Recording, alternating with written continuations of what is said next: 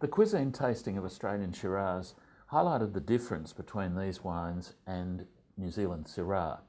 The Australian wines are generally riper, sweeter, more, I suppose, sunburnt in a way, if you like, and perhaps that reflects the position of Australia as the sunburnt country, I don't know.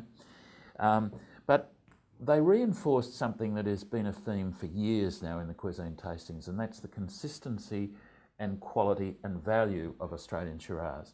Our top wines, our top 5 wines, included a couple of wines that were really very reasonably priced. One, a $15 wine, and another one, a $22 wine. The $15 wine was a wine from Taylor's of the Clare Valley, Taylor's 80 Acres Shiraz 2015, which was a wine of easy drinking charm, but it also had a little bit of firmness and a little bit of structure, which makes it a little bit more serious than the average quaffing red wine. Only $15 a bottle, worth remembering. The other wine was from Darrenberg's at McLaren Vale, and this was a wine called the Lovegrass Shiraz. And Darrenberg's have interesting and unusual names for all of their wines, and I'm not quite sure what the Lovegrass has got to do with, but we perhaps should pursue that at another time. That wine's $22, and once again it had that real Aussie charm, plenty of flavour, ripe, but also with a certain earthiness that adds a savoury dimension to it. I thought that was really a very good wine too. The top line of the tasting was Shingleback Davey Estate Shiraz 2013. This was another McLaren Vale wine, and it was a wine that had a lovely, velvety, supple personality.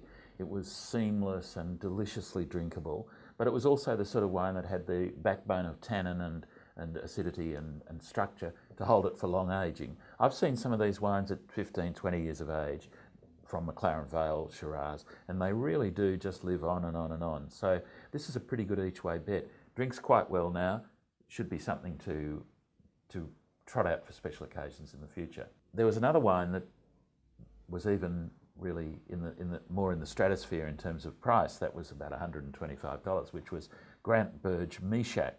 But this is a 2010 vintage wine, so it's already 7 years of age.